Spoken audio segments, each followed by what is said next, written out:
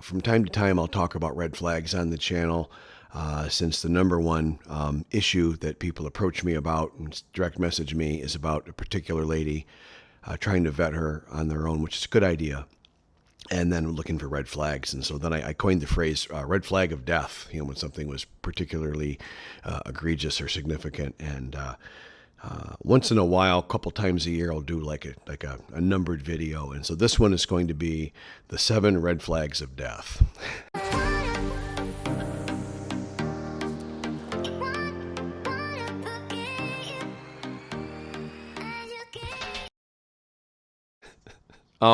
Having a little fun. It'll be serious. All my videos are pretty serious. In fact, I deliberately try not to make them too entertaining, which is easy for me. Then my channel will attract too much attention. I don't like it. It's validating when a video, some do better than others, and it feels nice that one does really well. But then I have more work I have to do. It gets more out into the general public, out into the internet sphere, and it just, I have to deal with more crap. So, and I really am retired, and it took me a long time to get into a retired mindset, and I ain't going back. I finally made peace with all this. Also, maybe a little tiny disclaimer, and I'll timestamp this. You can skip this if you like, but just for the haters, just for the haters. There's really no need to be too hateful. I mean, I've been through the last 5 years of hack, climbed out of the pits of hell, had a couple of people steal from me, pretty significant theft. Went through a fairly typical divorce probably, but it didn't feel very good. It wasn't fun.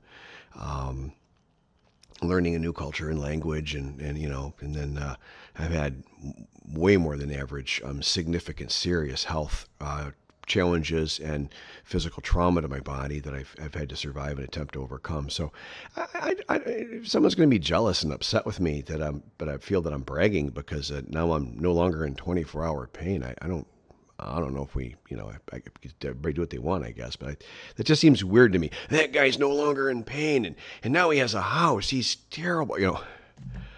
What does that say about some people, I guess? I don't know. But yeah, on the other hand, I'm really lucky because my regular viewers are awesome. And in the rare moment, the only time I compare notes with someone who has a YouTube channel is just through Davo, because I just don't consider this part of my life. I don't really think of myself, nor do I really want to, as like a YouTube guy or something. It's just not how I see myself. But I'm just trying to share what screwed me up. That you can avoid that. But Dave will tell me I'm really quite lucky. So to all the normal people, the 99, and it's literally, I did the math once, it was like 99.999%. Everybody is really nice and positive and supportive and awesome people. So thank you for all you good normal people. Thank you. Yeah, thank you. So so onto the content. So what I did to qualify for my list of 7 here. It needed to be something significant, really big, like something that on its own is something you should be paying attention to. And then I looked for a combination of things that are really big factors, really potentially a big telltale, and then something that maybe you wouldn't have thought of, that would be not obvious. And so with that, we'll go to number 1. And this one is the most obvious one on the list, but it's the biggest one. It's just the biggest one. It had to be on the list. Any real discussion and praise God, and not any request for money up front. Any discussion of money up front before you even meet is a red flag of death. That's a giant red flag. That's a terrible sign. Even any discussion of money, virtually any discussion at all within the first 6 months that you know somebody, is a really big, really significant, ugly red flag. Here I need to add a sub-point, and that is that if any request for money is translated into your home country's currency, that is absolutely a terrible red sign. They are devaluing you and basically saying, hey, for you it's not such a big deal. You need to pay this amount of money. I've never once seen that happen that ended well. I would take any request, if you're an American and they're saying, hey, that's only $300, I want my 10,000 baht or something, I would take that as an extremely bad sign.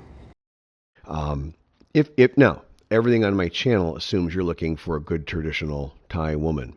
I'll make a separate disclaimer and I'll put it somewhere in the video. But you if you want to date a more modern woman, a woman from a big city, they'll be roughly in their mind. Generally, most Thais buy into the culture at least 50%, if not more. These things all kind of apply everywhere, but the level to which these concepts might be bought into can vary a fair bit. I mean, 100% to 50% or something. It's a big difference. But anyway, so but the good traditional Thai Isan people, which is what my channel is all about. They're frugal. It's a frugal culture. So it makes it really kind of easy if we think about that and if we pay attention to that. Someone who's not acting frugal, well, who are they? What's this person? Because yeah, someone not buying into that frugality may not be buying into the other things, the kindness, the putting others before them, the care. The Thai women have this huge, they take great pride in how they care for their families. And when they have a long-term boyfriend and then a husband, they mix that man in with their family. The joke here is, the old joke, I'm going to say was, that, yeah, but you're never really inside the family. Now, no one's going to come between, you're not going to come between her and her kids or her mom and dad, and no one's coming between me and my son and my daughter back home in America. If somebody, now Fawn's awesome, she loves my kids, and I really love her kid. We're all great. But a hypothetical example, if I was dating somebody here and they're like, well, heck with you and your daughter or something, I'd be like, yeah, bye, right? So you can't expect something silly like that. But other than that, I'm regarded as a family member, and most foreigners don't get that level.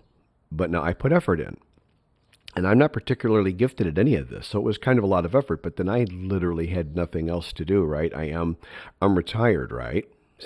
This has been a very good hobby for me to immerse myself here and get the care and the cost savings and the peace and the quiet and the lack of social pressures and obligations on me. I remember, like with my first wife, we would go through our calendars together, and it's like, oh man, the next 3 Saturdays we got, 3 weddings and a this and a that, and then next month we got boom, boom, boom, and it was like, oh my gosh, and not that I wasn't happy for various people, although a lot of, when you get invited to weddings, I mean, most of the people aren't people you're really all that super close to. I don't know why we do this. And it was like, you get these have-tos, all these, and I'm not picking on weddings, but just any kind of social have-to, you know what I mean? And here, they kind of know you're different. They're kind of generally aware you're not a Thai person, right? And you're older. It's like if my back's hurting a little bit, or I'm tired, or I just not feeling it, and there's a thing, now Fawn wants me to go to it to be supportive, and I'll be supportive and all that, but then I'm tired, I'll go sit down. Now, I'll do it at a time and in a place where I'm not embarrassing her or causing her to lose any face, because that's likely the biggest, most important thing in Thai culture. And everybody will say, oh, it's money only. And that's great. It makes you feel better because you have more money than somebody else. But in all honesty, yeah, money sure is important to a person that doesn't have a whole lot of it. But this saving face is, I think, even bigger. I mean, money is probably a close second, but I would pay attention to that. Anyway, so that's our number one. Any discussion of money up front, like before you meet, and then any discussion before you're becoming some kind of a couple. I mean, the good guys that I know didn't give any financial support to their Thai wives until close to 2 years into the relationship. Let that soak in. You should be looking at somewhere around a 2-year anniversary before it should be occurring to both of you, or either one of you, that maybe there could be a little support. I mean, if you're sitting around all day waxing your Ferrari and she's food insecure, I'd say you need to do something about that. But other than that, right? Okay. This next one is obvious to some, but really not obvious to a lot of guys. And this should be obvious to you because it's super important. This should be forefront of your mind. Any woman under the age of 30. 30 is pretty much a hard cutoff here for a Thai woman to be eligible to date an eligible Thai man. They have to be never married, no kids, and not over the age of 30 at all. Even at 31, I've seen very and I mean really pretty even by Thai standards. So we're talking about somebody that you could put in a Miss America contest, seriously, at 31, 32, 33, and they're having a hard time attracting any kind of eligible guy. I mean, it's like, wow. So any woman under 30, she's eligible to date an eligible Thai man, that handsome Thai man that, let me check, speaks her language fluently, knows her culture, can save her face all day long with mom and dad. And she's picking you, a 55-year-old overweight guy with nose hair. Why is she? This thought should occur to more of us.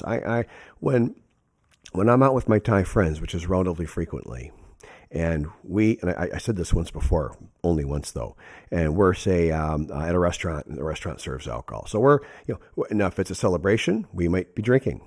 I drink a lot less these days. I'm 62. I just can't. But sometimes I'm just having nam blau, which is plain water. I got to pop that B, blau. If you say nam blau, they'll look at you like, you want some kind of liquid? What? Motor oil? What do you need? They will not understand. They will not assume it's plain water. You'd think they'll assume, they will not. But there might be other people there, and they're drinking, and that's fine, that's great. And you'll see these much older Western men wearing beach attire at a nice restaurant. Really, I mean, just call it what it is. They've made no effort to improve their appearance. So they're wearing a muscle shirt, no muscle, big gut. Here, like a lot of hair and looking like a monkey is not a thing. So, if you're unshaven and you have not had a haircut in maybe 2 months, and you're out like that, you haven't even combed your hair. Now, you think I'm making this up? Go to a nice restaurant, look around. You'll see what I'm talking about. And I'm not putting down anybody. You can do that. But if you're doing that and you're with a 28-year-old smoking hot lady, and I've talked to some of these guys, many of them, and they seem to not understand that there's no question in their mind, well, why would the woman be with them? Like, it's not just money only, right? And I'll ask my Thai friends, is that money only? And they'll kind of chuckle a little bit like, well, Rob, there's no way it's anything but. She's losing all face over that. She has to consider herself being paid minute by minute for her time sitting in that chair across from that guy who looks terrible in public. Plus, it's kind of an indecorous situation, right? Really young woman with a guy older than her dad who looks like crap, and then the obvious implication is she's sleeping with him, right? That's an enormous loss of face. And then the guy's heartbroken when it turns out she's had a boyfriend the whole time, or she was married to a Thai man the whole time. I will kind of, without being mean about it, say that guy did that to himself. You can't, that's an unrealistic expectation that just magically, I can't just come from the United States to here and magically think I'm just worth so much. I'm just so great or something.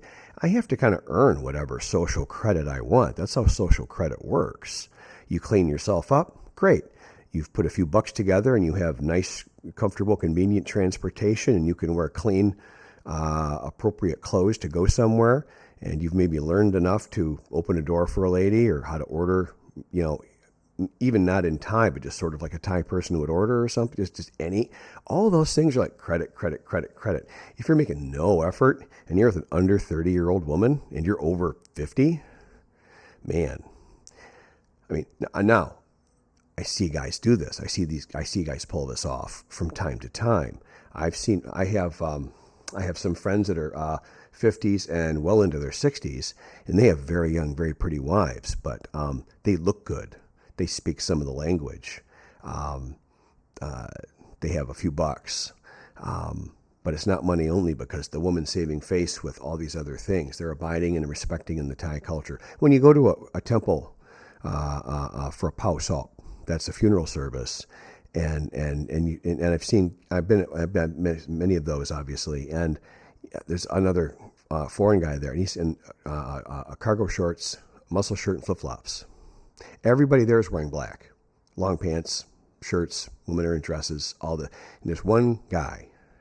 This isn't a beach, but it's super disrespectful. And this is a deep respect culture. So what you would do back home, you have to take higher here. Anyway, I'll get off my soapbox, but man, we got to be thinking more.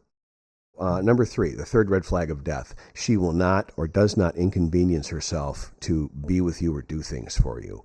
A scammer or a woman who's just going to look at you for money, only a gold digger, they'll kind of get to you in this convenient.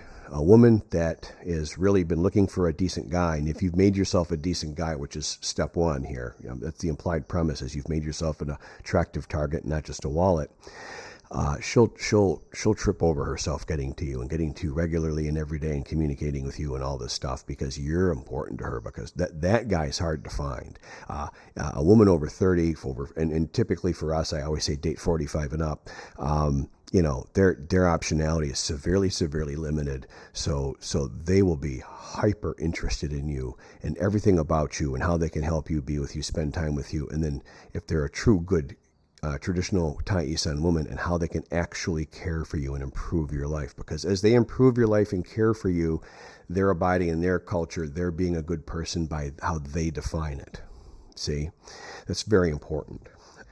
The 4th red flag of death is going to be about name brand stuff. Since the Thai Isan culture is a frugal culture, and I've had this is one of the oldest tricks in the book. They'll want to meet the first date at the mall and go shopping. And then they'll be longingly looking at things for you to then feel the social pressure and then buy them for them. And if you want to go through that once, fine, but then just don't ever talk to that lady again. That's a scam. It's a shopping scam. It's not even a legit date. I would just end the date and say, I don't feel well. Hey, thanks. Hope you got cab fare. Bye. I wouldn't worry about a person like that at all, honestly. But if a woman shows up on the first date or two, now if they have one piece of label clothing, one fake bag, something, okay. Well, let's spot them one, because women like that stuff. I get that. But if they start talking about that stuff, and they're looking at that stuff all the time when they're out with you, oh, man, that's terrible. That's terrible. I've never once known any of my Thai female friends, Fawn's friends, and then my periphery people through the language school that I go to, and all these people that I see every day in my life, I've never seen one with label stuff like that turned out to be a good-hearted traditional person. They just tend to not do that. Now, Fawn has a sister who works at a high-end bag store. I won't even say which brand. And she gets a super discount. They have these blowout sales once in a while. And even once I offered to buy one of those bags for her, and she refused. She didn't want to waste the money. Now, once in a while, she will get one, or her sister will give her one. Okay. But then Fawn puts it in her bag. She puts it in a special bag and hangs it in the special hanger in the big closet room I made for her. And it's so cute. And it's like it's a piece of gold. It's very important. And then when we're going to a really nice restaurant, like what a Ribs Man, we go to Ribs Man in Pak Chong, like usually twice a year. It's my favorite restaurant. And then she'll bring that bag out, and she'll take the little bag off of it, and then she'll put her stuff there. And it's just so cute. But does she throw that around all the time? And does she and will she even let me walk into that bag store with her? She'll physically fight me to drag her feet literally to not go in. She won't spend money. So that's what she should be getting. Okay. All right. 5. All right. So then number 6 is I'm not great at these tones on these words. I'll put it on the screen, but it's Lai Luyang, many stories. They say a person who's being less honest, because your story will change as you repeat it if you're not telling the truth. Lai Luyang. Lai Luyang. And I know I'm mangling those tones. I'll put it on the screen. You can look it up. But the story, any kind of elaborate story. Generally, the Thais are terrible liars because due to their belief systems and such, they tend to be extremely honest people. Generally, if you ask them their age, they tell you their exact real age, whether it's embarrassing or not. If you ask their weight, they'll tell you their real weight. I mean, a woman will tell you her true weight. I mean, it's crazy. You'd never get that in the West. Any kind of story. Oh, I'm with you because, my mother's sick, and this is a common one, and she just wants me to meet and be with a good man before she dies, and so even though I'm young and beautiful and smoking hot, and I got this bar tattoo up the side of my body, really, I'm just looking for a good guy. Short time or long time. I mean, where would you like to go to dinner? I would be any kind of story, any elaborate telling of anything. No. Know their backstory. Learn that quickly because it'll tell you a lot about a person. But if it's elaborate, and it all happens to coincidentally work to your advantage to being with this ridiculously young, pretty lady, move along. Do the stormtrooper, move along. And my last one is one that we all should really be paying attention to. No job. As I've said before, I get asked to help a guy vet a Thai woman probably once a week by direct email, and I always help as much as I can. Okay, and if all you got to do is tell me that she has no job, no visible means of support, she tells you she doesn't work, and she's got an iPhone 15, yeah, she's a scammer. What else do you need to know? Scammers love those phones. It's all about saving face, and they save face in a bad way. Saving face in a good way, taking care of their mama, taking care of you once you've committed to them. All these good things. Saving face in a bad way, flashing that bag, flashing the sexy clothes, tattoos, smoking, going to bars, drinking, and putting that all on Instagram and TikTok, and then having maybe 5 social media channels. They'll maybe tell you about 1 or 2 of them, so it looks like they're being honest, but the real stuff's going on right now. All this. Now here's the last point. It's not a red flag, but all of these flags and all their activities, whether they're good or not good, it won't matter. All of it will happen directly in front of you, right under your nose. The language is so different. The language barrier is so high. They tend to speak confidently in front of us, knowing we can't speak it. So it's funny for me because I listen in from, and whenever I want to, I can listen in. It's like, oh, well, that's interesting, Generally, I don't pay any attention. But once in a while, something's going on around me. I'm like, wait a minute, what are they talking about? But they hide it in plain. Everything is hidden in plain sight. The real husband, that's her favorite older brother or her uncle that's really affectionate. The wanting you to build a house on her land right away, which is a very old scam, is so they can then either just milk you in plain sight, and heck, he'll even let her husband, move in with you, or he'll come over every morning for breakfast. After he drives her over to his place, to work every morning. And I've seen all this. You want to pay attention to your surroundings, and to that end, body language. Look at I'll move my phone a little bit. Look at the body language around you.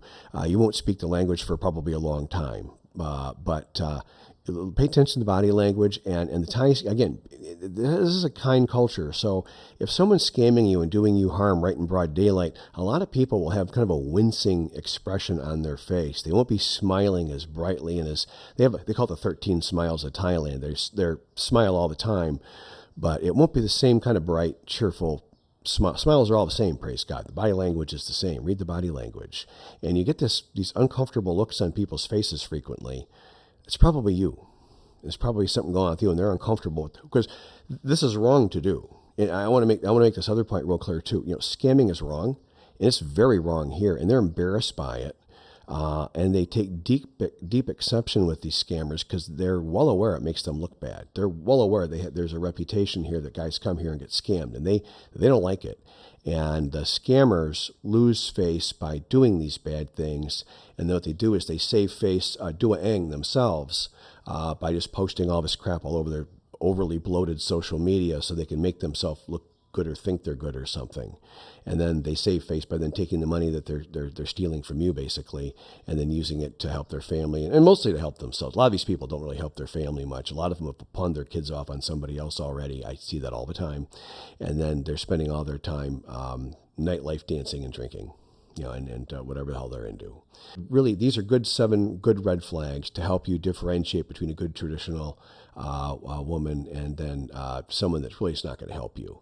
And the difference is look for generally what a Thai man is looking for is a very light-skinned lady, under 30, and all those things, and more modern in appearance.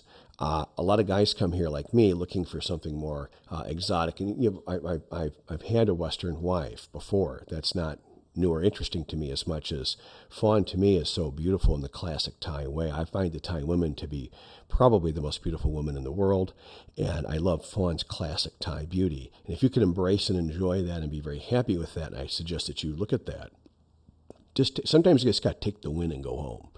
Take that win. And the Thai men don't find that particularly interesting because that's every woman here. That's nothing new to them. And there you go. That's one of the very few things I did correctly when I arrived here is I started dating in the pool where the Thai men weren't interested. Not over, about 40. Most of the women were 40 and up. One was under 30. I'll be honest, one was. But most were near around or over 40 and tan.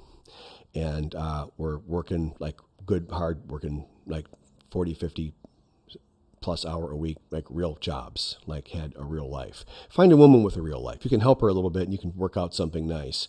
But in all honesty, a woman that still works is better anyways. What is she going to do? Follow you around all day and make sure you ate your lunch? I mean, honestly, most of my friends, their wives still work, or if they don't work, then they have a buddy plan. Their wife's retired and they got activities they do together. If you're a big travel guy, well, retire your wife and go travel. There you go. Anyways, that's a whole separate subject. There's your 7 red flags of death, having a little fun, but it's also serious. I'll add a ton of notes, and I'll make that disclaimer video. Thanks. I haven't put my disclaimer out in a while, and so I'll do that. My channel is about living in the Isan region. I live outside the city of Korat in the province of Korat, which is roughly in central Thailand. Where I live, I'm about an hour and a half into the Isan region already, and depending how fast you drive, which varies widely here, you've got, I don't know, 5-hour drive or something to the border to Laos, depending which direction you go, obviously. If you go more north and more east, the Isan region starts at around Pak Thong Chai, which is just south of the city of Korat, and it goes north and east from there. It's, I believe, the largest region in Thailand, maybe the poorest. Deep. Why would you care? Why would you look at the Eastern region? It's the culture. The whole world is losing their culture and becoming kind of the same modern thing. You know, if you look at like back in your home country in the West, it's whatever, if you like that, whatever, it's up to you. But here it's an old school culture. And if you're a traditional gender role guy, an old, potentially grumpy old man like myself, finding a wife out here is very nice. It's an old traditional existence. And Fawn loves being a feminine woman. I like being a manly guy. And we really get along well. We've sorted our relationship very well. And we're both very happy. Okay? So in this Isan region, it's my opinion, could be wrong, but my opinion, my observation, it's the deepest, Thaiest of the Thai culture. They call it the Thai Isan culture. It's the women are very caring. They're known for their caring, and they save face by embracing their own culture, which makes total sense. And that is a culture of care. And when you're older and maybe not as robust as you used to be, I mean, I would struggle to do self-care on my own. To manage all the things I needed in my life, I'd be fully busy all day, every day, just trying to exist. What kind of life is that? With Fawn supporting me, all this becomes easy. Now I spend every day living my dreams. That's great. For Fawn's half, she's saving face left, right, and center for all the support I give her. And then she was lonely. I was lonely. And we actually have a caring romantic relationship on top of all the practical stuff. I think having both is really the best, really. You know, you do what you want. But so that's on my location. And then so the goal of the channel is to show this more what, you know, the guys that do the tourist life thing, which is fine, but to them, this would be very boring. Many of those guys tried living out here and didn't like it, and that's entirely fine. And about twice a month, I'll get somebody very, very venomous, very, very angry, very upset with me and my channel that they think I'm doo-dooking them or something, which is to look down on somebody, and absolutely not. It makes sense in my mind that most Western-speaking people would move into a Western-speaking area of the country and go live there, and there's nothing wrong with that. But some of us want this sense of adventure. Some of us also are looking to save some money. Obviously, I took some financial hits with my forced retirement and my late divorce. The younger you are when you divorce, the more you recover, and if you divorce before you're probably 40, 45, it's probably inconsequential to your retirement. If you're an idiot and you divorce at almost 60, you lose half your life's work, and then, hey, now you can go live on the half, which is what I did. So moving to the Eastern region made obvious sense for me. And then as far as like, I get then with those hateful people that, oh, Rob's such a bragger, this and that, you know, and I've worked really hard to build this life, and it wasn't an expensive life. I would submit any reasonably somewhere in the general average range of the United States, with a little bit of savings and effort, could put together a life just like what I have. This isn't some Rockefeller life here. I'm not in Monaco, you know. So I don't think anybody should be offended or angry that I've scraped together a couple of things to make myself happy. I don't think that should be offensive. And it bothers me not. And what somebody else does. And I'll tell you, my viewership's real good too. No one's like putting down other people. If you look at the comments in the channel, there's almost never a mean comment. I got like really considerate and like respectful viewers. My viewers tend to be adults. There's more younger guys in here than you'd think, but it's mostly a channel for guys at or nearing retirement age and trying to prep to come over here. That was the purpose of the channel. I deliberately set it up for that because I really struggled with that, because all of the information I got, I mean, not all, but like 90% or something, was just horribly wrong and was really unhelpful when I came to settle down over here. So I try to make it real. Anyways, there's my disclaimer. Here's some mini bonus footage here. This is a friend of mine that owns O&D Restaurant. You can find him for yourself. And here's a blessing ceremony for vehicles at our house the other morning. There's Fawn's parents came over and borrowed my collapsible 5-meter ladder, which was hilarious. And here's Fawn in her garden in the morning, no makeup, no nothing. This is Rob. Video's over. I'm closing my gate. But if you've been liking or subscribing, or and praise God, if you've been a member of the channel, I really appreciate you. I appreciate everyone that watches. You have a great day.